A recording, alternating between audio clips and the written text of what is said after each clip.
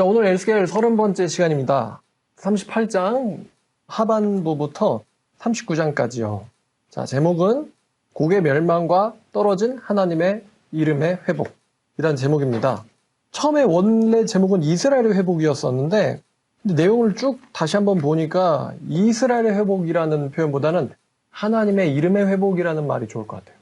떨어진 하나님의 이름의 회복.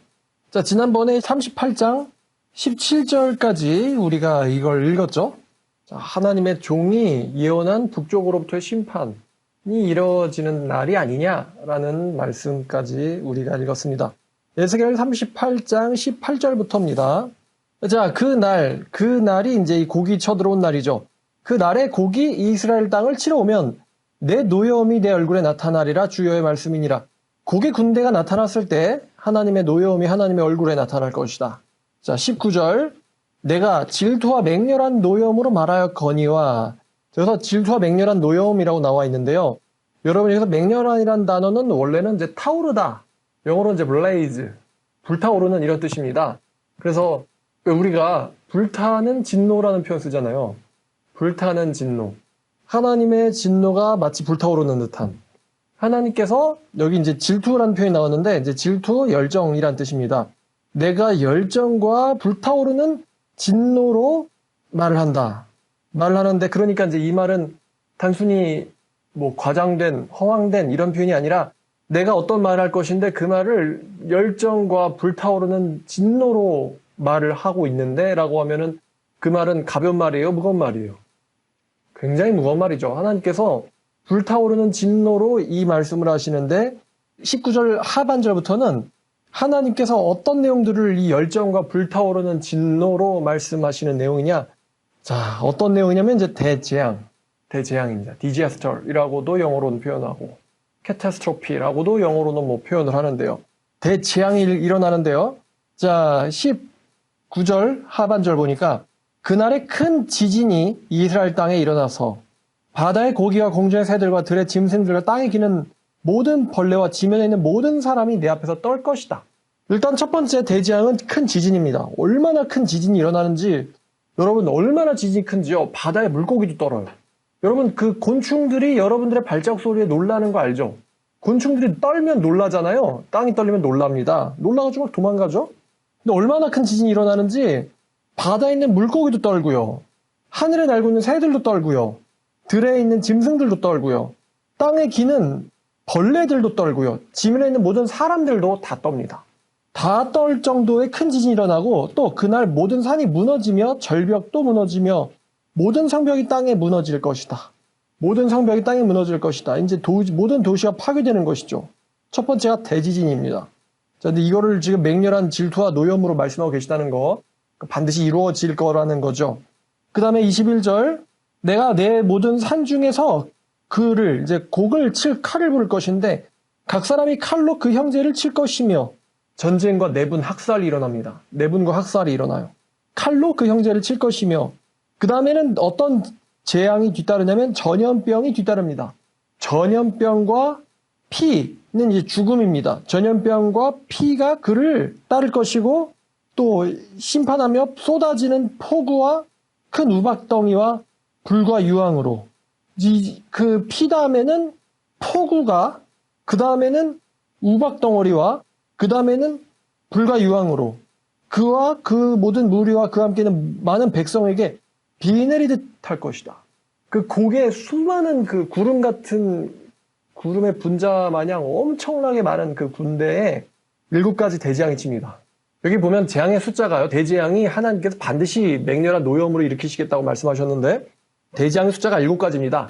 지진, 칼, 전염병, 그 다음에 피, 죽음, 폭우, 우박, 불과 유황입니다. 불과 유황은 아무래도 화산활동과 연관이 되어 있겠죠. 7가지 재앙이 닥치는데 저희가 딱 보니까 에스겔이 7이라는 숫자를 은근슬쩍 많이 인용하고 있다, 많이 사용하고 있다고 말씀드렸잖아요. 7이라는 상징수를. 근데 7가지 대재앙이라고 하니까 왜 성경에서 7대 심판이라고 표현을 하는지, 그러니까 요한계시록에서 왜 7대 7번째 천사가 나팔을 부니 대접을 땅에 쏟음에 왜 7번째 심판이 7가지의 심판이 있는지 좀 이게 에스겔의 또 영향을 받은 거구나 요한계시록이 그런 생각이 들었어요. 자, 그러면 이 대지양이라는 게 꼭 우리는 7개라고만 생각할 필요가 없을 것 같아요. 이 7라는 7가지라는 뜻은 대표적인 건 7가지지만 사실은 사용 가능한 모든이라는 뜻이 가능하겠죠. 7개만 심판이 있는 거야가 아니라 한마디로 이제 지진부터 화산 활동까지 일어날 수 있는 모든 자연재해가 다 일어나는 거예요. 그 군대에게, 고개 군대에게. 그 당시 아마 사람들이 막 물고기와 하늘의 새와 뭐 벌레까지 떨 정도로 마치 지구가 깨지는 듯 지구 종말을 상상케 할 정도의 모든 재앙이 그 고개 군대에게 일어납니다. 무시무시한 거죠. 자, 그래서 이같이 여러 나라의 눈에 내 위대함과 내 거룩함을 나타내어 나를 알게 하리니 내가 여호와인 줄을 그들이 알 것이다. 이 고개 멸망을 보면서 여러 나라들이 내가 여호와라는 것을 알게 될 것이다 라고 말씀을 하시면 38장의 끝을 맺습니다. 자, 39장은 38장 이 후반부에 있는 내용들이 다시 한번 비슷하게 반복이 됩니다. 자, 39장을 보면 먼저 이제 설명해야 될 사람들이 있어요. 고대에 전투 민족 중에 스키타이족이 있었는데 이 스키타이족이 굉장히 이제 고대인들한테 무서운 종족이었어요. 왜 무섭냐면은 얘네들은 어떻게 싸움을 하냐면 말을 타고 달리면서 이제 원거리 활을 쏩니다. 근데 말을 타고 달리면서 활을 쏘려면 당연하겠지만 손으로는 아무것도 안 잡는다는 뜻이거든요. 말에 있는 거를. 이게 아무나 할 수 없겠죠. 이게 말을 타고 오면서 왼손에는 활과 오른손잡이는 아마 화살을 잡겠죠. 이래가지고 활을 쏘는데 여러분 그 가만히 있는 표적을 맞추는 게 아니라 움직이는 표적을 맞춘다는 거는 사실 불가능하죠. 여러분. 뛰는 사람을 총으로 맞추는 건 정말 어렵습니다. 그죠? 그래서 뭐 그 사람이 예를 들어 아무리 뛰어난 궁수라고 해도요. 달려가다가 잠깐 멈춰서 쏜 다음에 다시 또 달리지 않겠어요? 그러면은 이제 만약에 그 궁수를 죽이려고 하는 상대방 입장에서는 그 궁수가 달릴 때보다는 멈췄을 때를 노리는 게 더 정확하겠죠. 근데 이 스키타이족은요. 말을 타고 뛰면서 활을 쏘는데 그 활이 굉장히 명중률이 높다 그래요.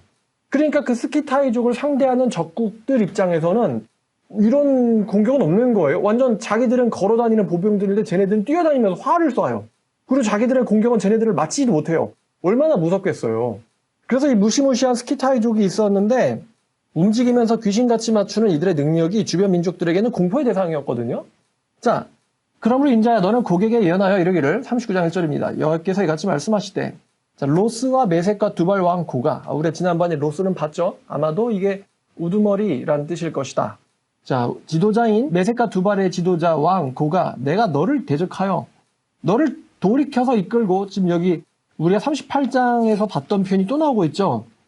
38장 4절에 돌이켜라는 이제 표현을 우리가 지난 시간에 배웠는데 하나님께서 I will turn you 내가 너를 돌이켜서 북쪽 끝에서부터 너를 끌고 나와서 이스라엘 산 위에 오게 해서 자, 하나님께서 내가 네 활을 쳐서 왼손에 있는 활을 떨어뜨리고 오른손에 있는 화살을 내가 떨어뜨릴 것이다.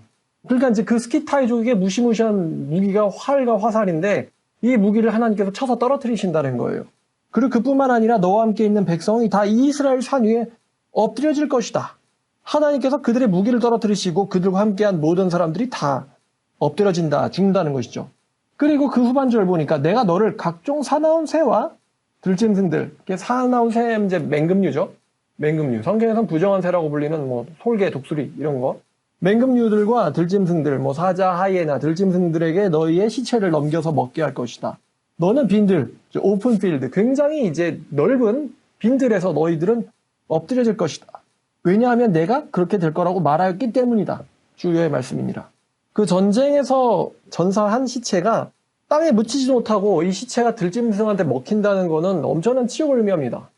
전투에서 살아남은 이제 생존자가 동료의 시신을 미군들이 그러잖아요. 사람이 죽으면은 그 시체가 능욕당하는 것을 피하기 위해서 영화 그 블랙호크 다운이라는 거 보면은 전사한 전우의 시체를 회수하러 가다가 더 많이 죽지 않습니까? 어쨌든 시체를 다 회수하죠. 부상병이든 전사자든 다 데리고 와라. 왜냐면 시체가 적국의 손에 넘어가면은 능욕을 당하거든요. 근데 지금 생존자가 하나도 없어서 전사한 병사의 시체를 묻어줄 사람이 없는 거예요. 그러면 그 남겨진 시체가 뭐가 되겠느냐? 우리에게는 인간의 시체겠지만 짐승들한테는 밥일 뿐이죠. 독수리와 들짐승의 먹이가 되는 건데 이거는 엄청난 치욕을 의미합니다. 제대로 매장도 못 당하는 거예요, 죽어서.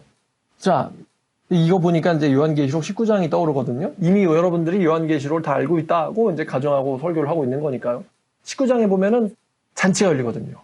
와서 먹어라. 들짐승들에게. 자, 그 다음에 이제 6절. 내가 또 불을 마곡과 및 평안이 섬에 거주하는 자들에게 내리리니. 여기서 이제 평안이라는 건 여호와의 언약 관계 있는 사람들이 아니죠. 이제 하나님의 그 권능이 곡의 군대를 전멸시키실 뿐만 아니라 이 곡의 군대가 떠나온 본진, 그러니까 이제 리디아, 이제 오늘날은 이제 뭐 터키 지역이라고 했었죠. 그 터키 지역이고 또 얘네들이 있는 그 지중해 연안, 여러분 지중해에서 그리스와 터키, 튀르기예 사이를 보면은 섬들이 굉장히 많습니다. 이제 지중해 사이에 섬에서 사는 것도 재밌을 것 같긴 해요. 남해보단 좋지 않을까? 남해 밑에 가면 뭐 태평양 뿐이니까 무서울 텐데, 뭐 이쪽에는 그리스, 이쪽에서는 터키, 뭐 이런 곳의 섬은 굉장히 막 지중해 섬에서 무슨 이런 그 누워서 그런 생각이 드는데요. 자, 그 지중해 연의 섬들, 곡의 땅이 마곡이잖아요. 곡의 고향이, 곡의 홈랜드가 마곡이거든요. 그러니까 곡의 군대가 떠나온 본진, 고향, 하나님의 권능의 손이요, 전장에만 미치는 게 아니라 그들이 떠났던 고향까지, 그들이 출발했던 곳까지 하나님의 손이 미칩니다. 그래서 내가 불을 마곡과 섬의 평안히 거주하는 자들에게 내릴 것이니 내가 여호와인 줄을 그들이 알 것이다. 이제 가만히 있는 그들의 고향 땅 사람들도 다 멸망당하게 됩니다. 이게 이제 계시록 아마 20장 8절이죠, 이 내용이. 내가 내 거룩한 이름을 내 백성 이스라엘 가운데 알게 하여 다시는 내 거룩한 이름을 더럽히지 않게 하리니. 하나님께서 이런 행동하시는 목적이 나옵니다. 내 거룩한 이름을 민족에게 알릴 것이다. 그리고 내 이름을 더럽히지 아니하게 하리니 내가 여호와 곧 이스라엘의 거룩한 자인 줄을, 자, 하나님의 그 이름의 위대함을 이스라엘 백성들만 아는 게 아닙니다. 7절 후반에 보니까 민족들도 알 것이다. 그러니까 네이션즈, 그러니까 온 세계가 하나님은 거룩하고 위대하신 주라는 것을 온 세계가 알게 된다. 이게 하나님이 행동하시는 목적입니다. 자, 우리가 그 지난번에 이 36장 23절을 보면은 하나님의 이름이 더럽혀졌었다고 하거든요. 36장 23절. 자, 어디에서 하나님의 이름이 더럽혀졌습니까? 여러 나라 가운데서 더럽혀진 이름, 곧 너희가 그들 가운데서 더럽힌 나의 큰 이름. 하나님의 이름이 여러 나라 가운데서 더럽혀져 있었어요. 그러니까 하나님의 이름이 여러 나라 가운데서 회복돼야 됩니다. 그래서 내 이름이 여러 나라들, 그러니까 the nations, 많은 민족들에게서부터 내 이름이 위대하게 회복될 것이다. 위대하게 알려질 것이다. 하나님의 목적은 하나님의 더럽혀진 이름을 회복시키는 데 있다. 원래 위대한 주 하나님으로. 근데 제가 이 부분을 읽어보니까요. 여러분 요즘에 교회가, 전도해 보면 알겠지만 안 믿는 사람들한테 교회의 그 이미지, 이름 대신에 이미지라고 하면 되겠죠. 안 믿는 사람들에게서 교회의 명예, 교회의 이미지, 교회의 이름이 어떤 취급을 받고 있죠? 안 믿는 사람들에게 교회 이미지가 어때요? 경멸, 또 경멸과 또 모욕과 뭐 이제 심하게 표현하면 이제 정신병자 취급을 당하고 있죠. 근데 교회가 멸시당하는 것과 하나님의 이름이 더럽혀지고 땅에 떨어지는 것 사이에 밀접한 관계가 있지 않겠습니까? 교회의 이미지가 좋으면서 하나님의 이름만 더러울 수도 없고요. 교회의 이미지가 더러우면서도 하나님의 이름만 위대할 수는 없습니다. 하나님의 이름과 교회의 이미지는 같이 다녀요. 그죠? 그러니까 지금 교회 이미지가 굉장히 바닥으로 실추가 되어 있고, 참 성경이 얘기하는 대로예요. 너희가 그들 가운데 더럽힌, 누가 더럽혔어요? 너희가 더럽힌.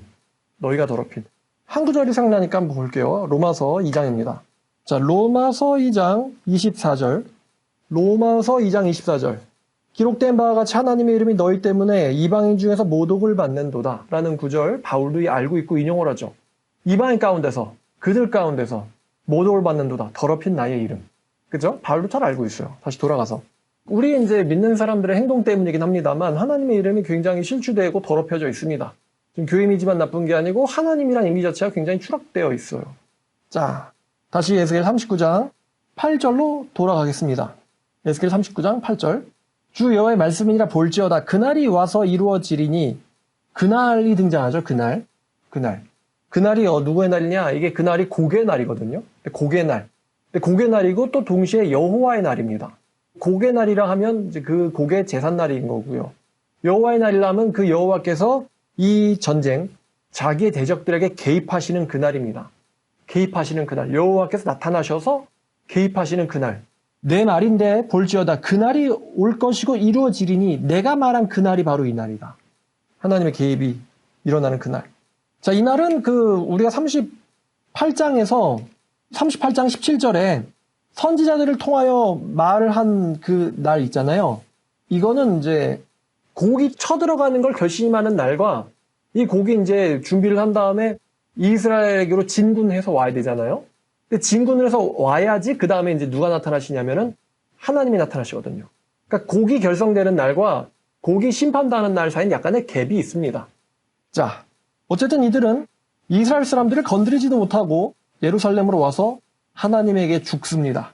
자, 9절. 이스라엘의 성읍들에 거주하는 자들이 나가서 그들의 무기를 불태워 사르되 큰 방패와 작은 방패와 활과 화살과 몽둥이와 창을 가지고 7해 동안 불태우리라. 여기 보면은 태워지는 무기가 또 7종류고요. 태우는 데만 7년이 걸립니다. 참 77 많이 나오죠. 이같이 그 무기로 불을 피울 것이므로 그들이 나무를 주우지 아니하며 숲에서 벌목하지 않겠고 이들의 무기를 태우느라고요. 이제 연료를 더 이상 채집하지 않아요. 벌목하지 않습니다. 이들의 무기를 태워서 난방을 합니다. 그러니까 오늘날로 치면은 이제 적군의 탱크, 보급부대 위에 있는 기름을 가지고 우리가 발전을 하고 그런 거랑 비슷하겠죠. 이들의 무기를 태우고 그것을 태워가지고 난방을 하고 생활을 할 것이고 이스라엘 백성들을 지필 연료가 될 것이고요. 자, 이 이스라엘 백성들은 자기들을 약탈하려고 지금 곡이 38장에서 이스라엘을 치러오려고 했던 목적이 약탈이거든요. 근데 자기들을 약탈하려고 온 사람들을 이스라엘이 약탈합니다. 아이러니죠. 약탈을 당할 뻔한 이스라엘이 오히려 약탈을 합니다. 약탈을 하러 온 곡의 군대가 약탈을 당합니다. 도리어. 약탈하던 자의 것을 약탈하여 자기에게 늑탈하던 자의 것을 늑탈할 것이다. 여호와의 말씀이니라. 하나님의 개입으로 약탈을 하러 온 자가 오히려 약탈을 당하게 되는 일이죠. 저 사실 오늘 말씀 준비하면서 히스기야와 사네립의 사건이 굉장히 좀 떠오르거든요. 사네립이 내 이 군대로부터 너를 방어할 신이 어디 있냐? 이러면서 예루살렘을 쳐들어갔잖아요. 근데 예루살렘을 쳐들어갔는데 히스기야는 훌륭한 왕이었어요. 그러니까 이 사네립의 침공은 하나님의 심판은 아니죠. 그래서 하나님께서 이사야를 통해서 이거는 너에게 속한 전쟁은 아니니까 신경을 꺼라 라고 말씀하시고는 사네립이 예루살렘 성 바로 앞까지 와가지고 큰 소리 뻥뻥 치다가 자기의 군대가 전부 전멸을 해버리는 사건이 발생합니다. 그 목숨만 간신히 산 사네립이 본국으로 돌아가가지고 웃기게도 자기 아들한테 칼에 암살당하는 초유의 사건이 터지죠. 칼에 죽을 거라고 예언돼 있다고 제가 설교했어요. 실제로 역사적으로도 사네립이 암살당하고요, 아들한테. 자, 그럼 18만 5천 명이 죽었다고 성경에 나오는데 그 18만 5천 명이 그냥 무기만 들고 오지는 않았을 거 아니에요. 여러분, 그 군대에서 진짜 이거 왜 하는 거야? 라고 생각되는 훈련 중에 하나가 바로 행군인데요. 행군이 이제 화가 나는 이유는 총을 들고 30km를 걷는 게 아닙니다. 이게 군장을 하는데 군장이라는 게 사실은 침낭이랑 먹을 거랑 삽이랑 그런 거예요. 총은 그냥 이러고 들고 가고요. 그러니까 이게 전쟁에서 무기가 제일 중요하지만 그만큼 중요한 게 보급이에요. 못 자고 못 먹으면 못 싸웁니다. 못 자고 못 먹으면 못 싸웁니다. 그러니까 18만 5천 명을 재우고 먹이려면은 그 뒤에 보급부대가 얼마나 많겠어요. 앞에 있는 애들은 무기만 들고 가고 뒤에 있는 사람들이 이제 다 들고 올 거 아니에요. 근데 다 죽었어. 그러니까 걔네들이 죽어버렸으니 그걸 가져갈 수 있어요? 못 가지. 한마디로 무료 배송을 한 거예요. 그죠?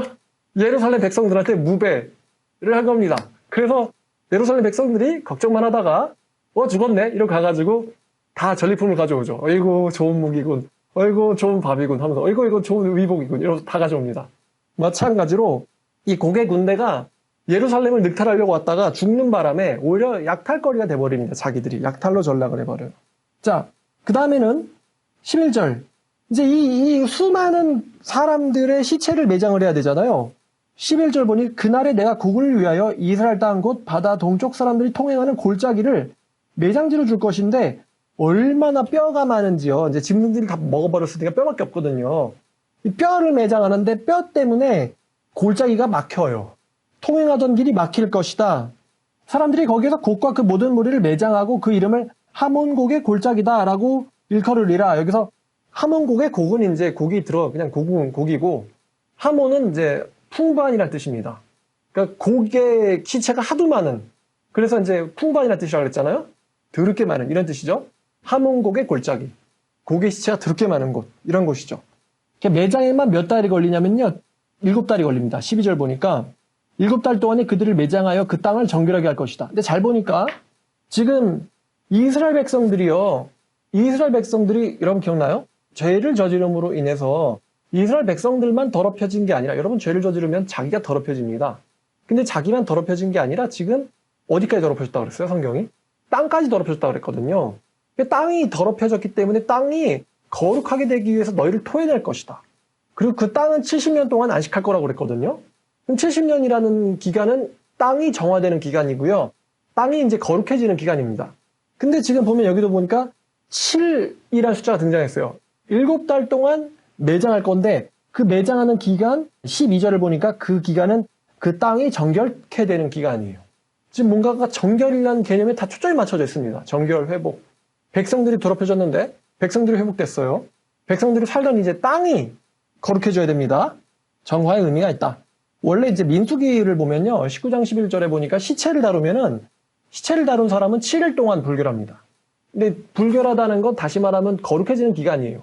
7일 동안 거룩해진 기간을 가진 다음에 이제 진영으로 돌아올 수가 있거든요. 마찬가지인데 여기서 이제 7달. 왜냐면 너무 많으니까요. 너무. 자, 그리고 또 얼마나 철저하게 정결케 하는지 자, 13절 보니까요. 그 땅 모든 백성들이 그 시체들을 매장하고 그로 말미암아 이름을 얻을 것이니 나의 영광이 나타나는 날이니라 여호와의 말씀이니라. 그 백성들이 이름을 얻는데요. 자, 그리고 또 새로운 이름을 얻게 된다. 백성들이. 그들이 사람을 택하여 그 땅에 늘 순행하여 그러니까 이스라엘 백성들이 어떤 사람들을 특별히 선택을 합니다. 어떤 일을 위해 선택을 하냐면은 그 땅을 순행을 하면서 혹시나 남아있는 시체나 뼈 조각을 하나라도 발견하면요. 자, 시체를 매장하여 그 땅을 정결하게 할 것이다. 7달 후에 그들이 살펴보되 그 사람들이 지나가는 사람들이 땅으로 지나가다가 사람의 뼈를 보면 그 곁에 편마를 세워 매장하는 사람에게 가서 하문고 골짜기에 매장하게 할 것이요. 뼈를 봤는데 이 뼈는요. 이스라엘 백성의 뼈가 아니에요. 고개 뼈죠. 고개 무리의 뼈입니다. 왜냐하면 이 전투에서 이스라엘 백성은 전사자가 한 명도 안 나옵니다. 뼈라는 거는 고개 군대라는 뜻이거든요. 그래서 뼈가 그 땅에 있어서는 안 돼요. 왜냐하면 그 땅이 거룩한 땅이기 때문이에요. 그 땅이 거룩한 땅이기 때문에 백성들은 사람들을 선택을 해가지고 땅을 순행하게 한 다음에 뼈조각을 발견하면요. 그 뼈조각을 다 하문곡의 골짜기로 갖다 처리를 합니다. 땅의 정화를 말하는 거예요. 성읍에게 새로운 이름이 생기는데 하모나의 성이라는 이름이 생겨요. 하모나의 성. 하몬이 이제 많은 이란 뜻입니다. 하모나도 똑같은 뜻이에요. 풍부한, 많은 이런 뜻입니다. 근데 하몬고의 골짜기가 있으니까. 그들이 같이 그 땅을 정결하게 할 것이다. 이스라엘 땅의 거룩을 다루고 있습니다. 자, 17절. 제가 아까 시체 매장 이야기를 했는데 굉장히 특이한 말이 나와요. 여기서 이제 17절이 뭔 표현이 나오냐면 뱅퀴트이라고 하나요? 연회가 열려요. 연회가 열리는데 이제 누구의 연회냐? 특이하게 짐승들의 연회가 열립니다. 짐승들의 연회. 주 여호와께서 같이 말씀하셨느니라 너 인자야 너는 각종 새와 들의 각종 짐승에게 외쳐라 말하기를 너희는 모여와라 내가 너희를 위한 잔치 곧 이스라엘 산 위에 예비한 큰 잔치로 너희는 사방에서 모여 살을 먹고 피를 마실지어다. 너희들은 용사의 살을 먹으며 세상 왕들의 피를 마시기를 바산의 살진 짐승 곧 수수 양이나 어린 양이나 염소나 수송아지를 먹듯 그 용사와 왕들을 먹고 마시라. 지금 보면 음식이 그리고 참여자가 바뀌었어요. 원래는 인간이 참여하고 수소, 살진, 이런 게 음식으로 나오죠. 반대입니다. 들짐승이 참여하고 세상의 왕들과 전사들, 용사들이 음식이 됩니다. 내가 너를 위하여 예비한 잔치의 기름을 너희가 배불리 먹으며 그 피를 취하도록 마시되 내 상에서 말과 기병과 용사와 모든 군사를 배부르게 먹을지니라 하라 주 여호와의 말씀이니라. 세상 동물들의 잔치가 열립니다. 참 아이러니하죠. 이게 동물들의 잔치가 열린다.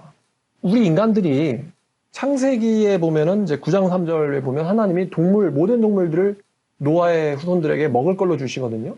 하나님이 동물을 먹을 걸로 주신 적은 있는데 하나님이 동물한테 사람을 먹을 걸로 주신 말씀은 없어요, 사실. 성경에 따르면 이제 식인 행동은 금지되어 있습니다. 일단 살인도 금지되어 있지만서도 그러면 저절로 죽은 사람을 먹을 수 있지 않느냐? 시체를 만지면 부정하게 됩니다. 그리고 그러니까 이제 사람은 먹는 게 금지되어 있거든요. 근데 아이러니하게도 동물한테 하나님께서 사람을 음식으로 주세요. 근데 전 또 이런 생각이 드는데, 여러분들이 인간들이 지금까지 살면서 사실 이 동물들의 생태계를 얼마나 많이 파괴했습니까? 만약에 동물들에게 마음이 있고 감정이 있고 생각이 있다면 동물들이 인간을 얼마나 원망할까요? 어떻게 보면 그 동물들의 원한에 뭐라고 할까요? 이 원한이 풀어지는 그런 의미라는 생각도 좀 드네요. 죄 없는 동물들이 우리 때문에 너무 많이 죽었어요. 근데 인간은 또 관심이 없죠, 거기에 대해서. 거기에 대한 보상이라고 할까요?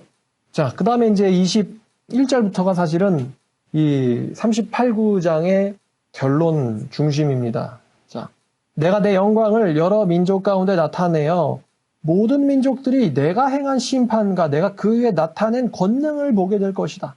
두 가지를 보게 되는데 첫 번째가 심판. 심판이라는 단어보다 이제 공의라는 단어를 우리가 더 잘 쓸 것 같아요. 하나님의 정의를 보게 될 것이고 그 다음에 하나님의 권능, 힘을 보게 될 것이다. 그날에. 39장 21절하고 있어요. 자, 근데 우리 에스겔 8장을 보면 원래 하나님의 영광이 어디에 있었는가? 에스겔 8장 4절입니다. 원래 하나님의 영광은 보면 지성소에 있었죠. 자, 8장 4절. 이스라엘의 하나님이 거기에 있었다. 원래 하나님의 영광은 성전에 있었어요. 성전에. 근데 11장 23절을 보세요. 11장 23절. 하나님의 영광이 성전 문을 지나서 11장 23절을 보니까 여호와의 영광이 원래는 성전에 있으셨는데 성읍에서 떠나셔가지고 동쪽 산에 머무르셨다라고 하거든요. 그러니까 여호와의 영광이 여호와의 성전을, 여호와의 도시를 떠났어요. 근데 떠났던 여호와의 영광이 도로 오셨어요. 도로 온 것입니다. 자, 다시 돌아올게요. 39장 21절. 이스라엘에게서 사라졌던 그 여호와의 영광이 여러 민족 가운데 나타날 것이고 그때의 모든 민족들은 하나님의 심판과 권능을 보게 될 것이다. 하나님의 영광을 모든 민족들이 보게 된다. 그러니까 우리가 하나님 하면 이제 사랑의 하나님만 기억하는데 하나님 보여주시기 원하는 것 중에 하나가 하나님의 정의예요. 정의. 좋게 말하면 정의, 조금 안 좋은 우리가 듣기 싫어하는 용어를 쓰면 심판. 그거를 민족들이 볼 것이다. 심판의 하나님. 그리고 이제 22절. 그날 이후에 이스라엘 족속들은 내가 여호와 자기들의 하나님인 줄을 알 것이다. 자기들의 하나님인 줄을 이스라엘 족속들은 알 것이고 사실 이게 회복돼야 되는 것 중에 또 하나죠. 이스라엘 백성들이 여호와 하나님이 자기들의 하나님인 것을 아는 것. 알 것이고 여러 민족들은 이스라엘 족속이 자기들의 죄악 때문에 사로잡혔던 것을 알게 될 것이다. 이 앞에 있었던 에스겔 전체를 사실 요약하는 구절들이죠. 그들은 내게 범죄했기 때문에 내가 얼굴을 그들에게서부터 가렸고 그들을 그 원수들의 손에 넘겨서 다 칼에 엎드려지게 할 것이고 이게 원수들의 손에 넘겨서 칼에 엎드려지게 한다. 이 표현이 여러분 하나님께서 이스라엘 백성들을 에스겔 23장을 가보면은 이게 23장이 너무 오랜만인 것 같아. 23장 24절. 자, 오홀라와 오홀리바라는 이 두 여자가 이제 비유로서 등장을 하죠. 비유로서 등장을 하는데 23장 24절을 보면 자, 그들이 무기와 병거와 수레와 크고 작은 방패를 갖고 와서 너를 에워싸고 내가 재판을 그들에게 맡긴즉 그들이 이제 이방인들이죠. 이방인들이 그들의 법대로 너를 재판할 것이다. 그래서 이제 지금 계속 비유 이야기였는데요. 23장은요. 비유 이야기였는데 여기서 이스라엘 백성들이 이방인들에 의해서 심판에 넘겨집니다. 이스라엘 백성들이 이방인들에 의해서 심판에 넘겨집니다. 근데 지금은 반대로 하나님을 적대했던 이방인들이 하나님의 심판에 넘겨지는 거예요. 지금은 반대 상황이 된 거죠. 자, 다시 돌아와서 자, 처음에는 이방인들의 손에 의해서 이스라엘 심판을 당했었는데 이제는 이방인들이 하나님의 심판을 받게 됩니다. 그 지금 순서 입장이 바뀌었죠? 자, 23, 4절 볼게요. 내가 그들의 더러움과 그들의 범죄한 대로 행하여 그들에게서부터 내 얼굴을 가렸느니라. 자, 이게 이제 에스겔 시대까지 있었던 일들이죠. 근데 한 구절 더 구약으로 가보겠습니다. 이건 같이 읽어야 돼요. 레위기 26장입니다. 레위기 26장 44절과 45절. 레위기 26장 44절과 45절.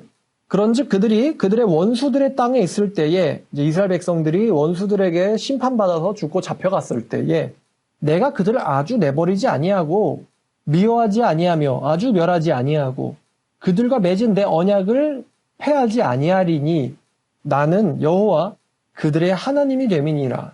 그러니까 설령 그들이 나를 배신한다 할지라도 나는 그들을 완전히 버리지는 않을 것이다. 내 언약을 완전히 폐기하진 않을 것이다. 내가 그들을 아주 내버리고 아주 미워하지는 않을 것이다. 왜냐하면 내가 그들의 하나님이기 때문이다. 설령 그들이 나를 버렸어도 내가 그들의 하나님이기 때문이다. 여기서 사실 이스라엘 백성들뿐만 아니라 모든 인간들은 사실 하나님의 작품들이잖아요. 이스라엘 백성들이 아니라고 해도요. 우리 이방인들이라고 해도 하나님께서 우리 이방인들을 완전히 다 내버리고 멸하시진 않을 것이다. 왜냐하면 모든 인간은 다 내 작품이기 때문에, 내가 그들의 하나님이기 때문에. 근데 여기 특별히 레위기에서는 하나님께서 이스라엘 백성들을 완전히 버리시진 않겠다라고 말씀하셨어요. 그 이유가 내가 그들의 하나님이기 때문에. 그럼 아까 표현인데 그들이 알아야 되는 것 중에 하나가 바로 내가 바로 그들의 하나님이라는 것을 알아야 되잖아요. 그들의 하나님이라는 것. 다윗도 많이 얘기했던 건데 나의 하나님 어디 계세요? 여러분 정말 힘들 때 여러분들의 힘으로 극복할 수 없을 것 같은 큰 어려운 일을 만났을 때 여러분들은 여러분의 하나님을 찾게 됩니다. 나의 하나님 어디 계신가요? 많은 사람들은 이제 하나님을 믿진 않죠. 근데 여러분들의 하나님은 어디 계신가요?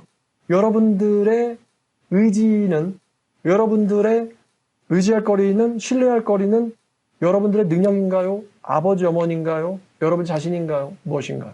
그때 들어와야 되는 개념이 바로 여러분의 하나님입니다. 여러분의 하나님이라는 거를, 그분이 여러분들의 하나님이시라는 걸 알아야 돼요. 자, 그래서 하나님께서 다시 에스겔로 돌아가서요. 하나님께서 이스라엘 백성들을 아주 멸하시진 않을 것인데 그 이유는 내가 설령 그들이 나를 버렸다 할지라도 그들이 나를 잊어버렸다 할지라도 내가 그들의 하나님이기 때문에. 자, 39장 25절입니다. 그러므로 주 여호와께서 같이 말씀하셨느니라 내가 내 거룩한 이름을 위해서 열심을 내어. 여기서 열심 또 질투란 표현이겠죠. 내가 내 이름을 위해서 열정을 낸다. 내가 내 이름을 위해서 질투한다. 내가 내 이름을 위해서 열정을 내어 야곱의 사로잡힌 자를 돌아오게 하며 이스라엘 온 족속에게 사랑을 베풀 것이다. 레위기 표현을 좀 가져오면 그들의 하나님이기 때문에 하나님께서 열심을 내서 사로잡힌 자를 데려오실 거래요. 자기의 이름을 위해서. 그러면 그들은 그 땅에 평안히 거주하게 될 것이고 두렵게 할 자가 없을 때에 그들은 부끄러움을 품고 내게 범한 죄들을 뉘우칠 것이다. 하나님의 사랑을 받고 뉘우치게 되리니 내가 그들을 만민 중에 돌아오게 할 것이고 적국 중에 모아 들어오게 해서 많은 민족들이 보고 있는 데에서 그들로 말미암아 나의 거룩함을 나타낼 것이다. 나타낼 때 그들은 회개한다라는 거예요.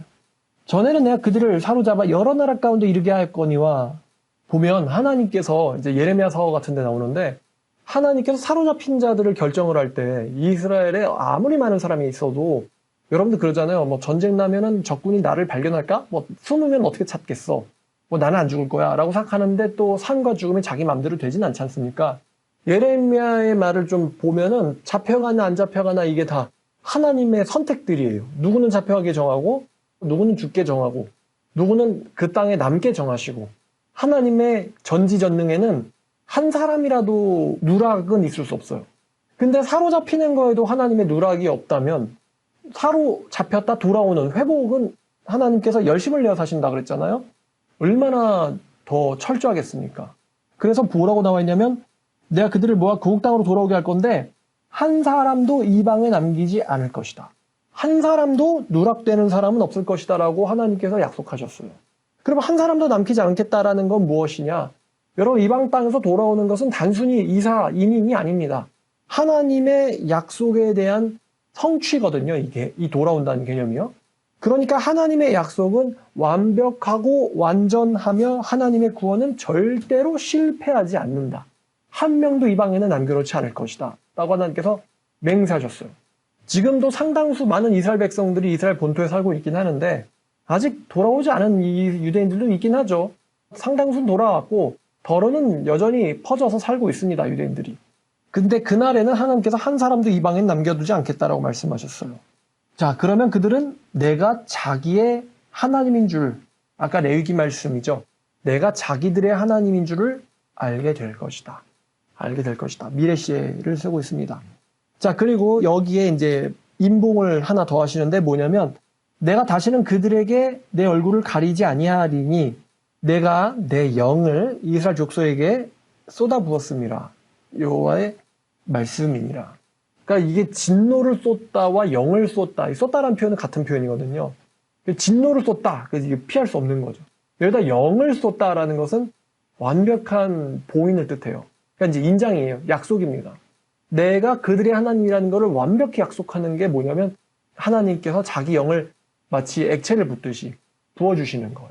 그러면 그 흠뻑 젖겠죠? 부음을 받은 사람은 하나님의 영의 부음을 받는다. 내가 그들의 하나님이라는 것을 나타내기 위해서. 자, 여기까지예요. 39장. 자, 38장 후반부터 39장 끝까지는요. 곡의 멸망과 이스라엘의 회복의 내용을 담고 있습니다. 하나님의 권능에 의해서 이스라엘 사람들은 손 하나 까딱하지 않고 이방인들이 멸망을 당합니다. 이 사건은 사네립과 히스기야 사건을 떠올리게 하는 사건이에요. 언약을 지키고 복을 누리고 있던 이스라엘 백성들, 평안히 거주하는 백성들이죠. 그들에게 대적들이 쳐들어왔는데 전 세계에서 왔어요. 전 세계에서. 쳐들어왔는데 하나님께서 그날 개입하심으로 그들은 자기들의 적군이 이스라엘 사람들을 한 명도 건드리지 못하고 멸망을 당합니다. 그리고 그들이 출전했던 그들의 본국도 멸망을 당합니다. 그 뒤에 들짐승들의 잔치가 열리는데 이스라엘 백성들은 또 전리품을 취하고 적들의 뼈를 매장하고 살아남은 모든 열방은 이스라엘 사람들뿐만이 아니라 하나님을 거룩하신 이스라엘의 영광스러운 하나님으로 알게 됩니다. 39장이에요. 하나님께서 이렇게 행하시는 이유는 자신이 이스라엘의 하나님이시기 때문입니다. 그리고 또 자신의 거룩한 이름 때문이에요. 이게 이제 39장까지의 내용의 정리죠. 지금 현재 이스라엘은 중동의 적대적인 시각 가운데서 전쟁을 하고 있죠. 최근에 적국인 이란의 대통령도 죽었어요. 지금 중동 정세는 문자 그대로 일촉즉발이죠. 이스라엘도 우리가 안 했다. 지금 이게 까딱하면은 이게 세계대전으로 도화선이 터질 것 같은 거예요. 일촉즉발이라는 표현이 딱 맞겠죠? 온 세계가 지금 이 중동 상황을 주시하고 있어요. 저도 처음에 이란 대통령 사망이라는 속보를 봤을 때 큰일 났다, 큰일 난 거 아니야? 이거 지금 국지전이 전 세계 전면전이 되면 안 되는데. 그리고 또 지금 현재 이스라엘은요, 여호와 하나님을 전부 경외하지 않고 있습니다. 뭐 제가 이스라엘 갔다 왔다고 했잖아요. 이스라엘도 재밌게도 거기도 또 타락을 해가지고 세속적인 유대인들이 참 많아요. 그래서 유대인이 유대인을 전도하고 있는 아이러니한 유대교인이, 열성적인 유대교인이 방탕한 유대교인들을 전도하고 있는 아이러니한 상황입니다. 우리가 마치 열성적인 기독교인이 방탕한 기독교인들, 떠났던 기독교인들을 돌아오게 하려는 것 같은 느낌이거든요. 그 재밌어요. 심판받아서 잡혀갔다가 돌아오고 나면은 죄다 하나님만 섬길 것 같은데 막상 또 가보면 그렇지도 않단 말입니다. 근데 여기 나오는 상황 가운데서 이 모인 이스라엘 백성들은 한 명도 남김없이 죄다 여호와 하나님이 자기 하나님이라는 걸 알고 있습니다. 지금 그런 상황이 아니에요. 이스라엘은 아직. 그러니까 이 에스겔 38구는 지금 상황에도 사실은 미래 시점입니다. 마치 이 에스겔이라는 말씀 안에서만 보면요. 이 상황은 마치 느헤미야나 에스라 때에 완성돼야 될 것 같은 일이거든요. 근데 느헤미야나 에스라 때에 내 종 다윗이 그들의 왕이 되리니라는 말씀이 성취되었느냐? 그렇지 않아요. 그러면 그 예수님께서 오셨을 때 이스라엘 백성들이 다 그 내 종 다윗, 이스라엘의 한 목자를 초림 때 다 섬겼느냐? 그렇지 않아요. 오히려 그분을 배신하고 뭐라고 해야 되죠? 음모를 꾸며가지고 못 박아 죽였어요. 죄도 없는 분을. 그러니 이 지금 기록된 일들은 지금 우리가 38구장의 적국의 멸망과 이스라엘의 땅의 회복과 이스라엘의 회복과 하나님의 더러워진 이름, 더럽혀진 하나님의 이름에 대한 회복 이야기를 계속 보고 있잖아요. 이 일은 내 종 다윗 한 목자가 다스리는 시대에 일어날 일입니다. 자, 그러면 이제 우리의 질문인데 과연 이스라엘 백성들이 하나님의 종 다윗을 왕으로서 또 목자로서 믿고 따르게 되는 날이 성경대로 올 것인가? 성경대로 올 것인가? 하나님께서는 열정과 질투를 가지고 그리고 불타오르는 진노를 가지고 말씀하시기를 그날은 반드시 온다 라고 말씀하고 계세요. 그날은 반드시 온다. 전 요즘에 전도를 하면서 이런 생각 진짜 많이 하거든요. 하나님은 살아 계신가? 우리 전도하는 사람들은 느낄 거예요. 정말 하나님이 살아 계신가 할 정도로 온 세계가, 전 세계가, 아니 우리 주변 모든 사람들이 분위기가, 상황이, 나라가, 온 나라가 전체가 다 마치 하나님이 없어도 되는 것처럼 살고 있다는 거. 지금 이 순간 현재 이 바깥에 있는 사람들이, 강남에 있는 사람들이, 종로에 있는 사람들이, 부산에 있는 사람들이, 이 나라를 넘어서 중국에 있는 사람들이, 또 일본에 있는 사람들, 미국에 있는 사람들이 여호와 하나님은 필요 없어. 여호와 하나님을 얘기한다면 난 너를 멸시하겠어. I hate you. 난 널 싫어할 거야. 그런 삶을 살고 있거든요. 이런 분위기가 우리를 되게 전도하는 우리들을 힘들게 해요. 1907년에는 성경을 연구하느라고 온 국민들이 다 기도하고 그랬다는데 그 평양에 있는 집회에 참석하려고 목포에서 부산에서 걸어서 가가지고 그때 부흥에 참석했다는 그런 일이 진짜였을까? 진짜? 우리 한국인들이 성경 배운다고 전국에서 모여왔다고? 근데 그랬대요. 역사를 보면. 지금은 안 믿겨지지만 말이죠. 눈앞에 있는 교회도 안 가잖아요. 그죠? 근데 하나님께서는 여호와 이름이 회복되는 그날이 올 거라고 말씀하셨어요. 왜 지금 에스겔 우리가 지금 1장부터 39장까지 봤는데 각 대선지서마다 느낌이 좀 달랐어요. 특히 최근에 강의한 예레미야랑 비교해보면 예레미야는 예루살렘에 있는 사람으로서 약간 좀 좁은 시각을 갖고 있었다면요. 에스겔은 잡혀온 이제 그 시대의 패권 국가에게 잡혀갔죠. 굉장히 전 세계적인 시각을 가지고 예언을 합니다. 근데 이 예언의 대장정의 끝에 그 일들의 목적은 무엇이냐? 바로 하나님의 더러워진 이름의 회복이에요. 땅에 떨어진 하나님의 이름의 회복. 이게 하나님께서 이 에스겔 혹은 성경을 기획하신 목적입니다. 하나님의 이름의 회복. 우리들은 내 구원을 위해서 해요. 내가 천국 가려고 해요. 이렇게는 우리는 생각하죠. 근데 사실 에스겔을 보니까 하나님의 이름의 회복에 내 구원도 포함이 돼 있죠. 근데 궁극적인 목적은 하나님의 이름 때문이에요. 우리 때문이 아니라 너희 때문이 아니라 너희가 더럽힌 나의 큰 이름 때문이고 내가 그 이름을 너희가 더럽힌 내 이름을 내가 거룩하게 할 것이고 나는 너희의 하나님으로서 나타날 것이다. 이게 하나님의 계획의 목적이거든요. 자, 제가 아까 교회 이미지랑 하나님의 이름이 떨어질 수 없는 관계라고 말씀드렸는데 온 한국교회가 지금 욕을 먹고 있죠. 전 처음에 이게 굉장히 가슴이 아팠었는데요. 근데 오늘 설교를 준비하다가 그렇네. 하나님께서 자기의 떨어진 이름을 회복시키겠다고 말씀하셨는데요. 여러분 떨어진 명성이 회복되려면 먼저 이름이 땅에 떨어져야 됩니다. 그렇죠? 먼저 이름 땅에 떨어져야 돼요. 그리고 특히나 여기 보면은 하나님을 알게 되는 이스라엘과 이방인 가운데 남은 사람들, 하나님을 알게 되는 이방인들과 이스라엘 가운데 남은 사람들을 제외한 모든 사람들이 여기서 보면 심판을 당하거든요. 7가지 재앙을 당하잖아요. 그 정도 재앙을 당하려면 온 세상이 하나님의 선택된 사람들을 뺀 온 세상이 하나님의 이름을 욕해야 돼요. 그래야 심판의 명분이 생기죠. 교회 이름이 하나님의 이름이 더 떨어지고 추락해야 되는구나. 더 모욕을 당하셔야 되는구나. 그래야 그들이 까닭없이 하나님을 모욕한 그들이 하나님의 심판이 정의대로 일어났음을 알게 되죠. 그래야 그날에. 자, 그래서 이게 다 예언대로구나라는 느낌을 오늘 받았습니다.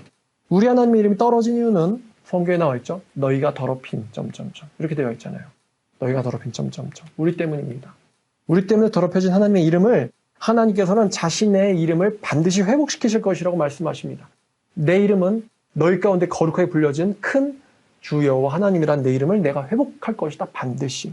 그리고 하나님을 모욕한 자들은 시체가 될 것이고 하몬국의 골짜기, 음부에서 던져짐을 면치 못하게 될 것이다. 이게 38구장의 내용의 끝이에요. 제가 이제 궁금한 건 과연 이스라엘 백성들이 다 나를 알게 될 그날이 올까? 레위기의 언약대로 내가 그들을 아주 내버리진 않을 것인데 내가 그들의 하나님이기 때문에 그 말씀이 성취되는 날이 올까? 그들이 다 뉘우치게 되는 날이 올까? 여기 보면은 그들이 뉘우치리니 26절 마지막이에요. 내게 범한 죄들을 다 뉘우치리니 그들이 내가 그들의 하나님을 알게 될 것이다. 그날이 정말 올 것인가? 그리고 이방에 남은 자, 예수님 표현을 가져오면은 우리 바깥에 또 남은 자들이 내게 있어 데리고 와야 될 거라고 말씀하셨거든요. 이방에 남은 우리들이 하나님이 우리의 진짜 하나님을 우리가 다시 한번 깨닫게 되는 날이 올 것인가? 그리고 그 하나님을 멸시했던 자들이 다 불세례의 불이 아니죠. 심판의 불을 7가지 재앙을 받는 그 날이 또 올 것인가? 라는 것이 이제 우리한테는 물음표로 찍혀 있습니다. 이거는 그 믿음 있고 없고를 떠나서요. 신이 아닌 자들에게 남겨진 궁금증이에요. 과연 말씀대로 될 것인가? 말씀하셨으니까 우린 갑니다만 근데 될 것인가 안 될 것인가 이게 우리가 관람자이자 또 참여자로서 궁금은 하잖아요. 여러분. 그렇잖아요. 이게 또 믿고 사는 재미 아닐까요? 그래서 우리는 어떤 거대한 대장정의 중간은 아니죠. 거의 이제 마지막 엔딩을 향해 접어드는 그 사이쯤에 있는 것 같아요. 우리는. 이렇게 생각해보면은 지금 이스라엘 상황도 또 이런저런 상황들도 다 우연은 아닌 것 같죠, 여러분? 하나님의 이름 왜 더럽혀줘야 되는지, 왜 이방인들에게 짓밟혀야만 되는지, 그리고 하나님께서 그렇게 하셔야 되는 이유는 내가 너를 돌이켜 그들에게 하실 일이 있기 때문에, 또 그들 가운데 우리에게 하실 일이 있으시기 때문입니다. 자, 여기까지 하고 기도하겠습니다. 하나님 아버지 감사합니다. 오늘 제목 곡의 멸망과 떨어진 하나님의 이름의 회복이라는 제목으로 말씀을 읽었습니다. 하나님의 영광이 원래는 누구보다도 영광스러워야 되지만 지금은 어디에도 찾을 수 없을 정도로 하나님은 느끼기 힘든 그런 시대가 되어버렸는데, 하나님께서는 내 거룩한 이름을 내가 다시 드높일 것이다 라고 말씀하셨습니다. 정말 예언대로 별 것임을 믿습니다. 주님, 에스겔은 아주 멀리서 또 멀리 일어날 일을 보았습니다만 우리는 좀 더 그날이 가까워진 상태에서 이것들을 보고 있습니다. 모든 일에는 우연이 없음을 알고 있고 주님이 기획하신 대로 가고 있음을 우리가 또 알고 있습니다. 아버지, 이 가운데서 우리가 하나님의 백성으로서 그 하나님의 계획에 참여하는 자들 되게 하여 주시옵소서. 거룩하신 예수님의 이름으로 기도드렸습니다.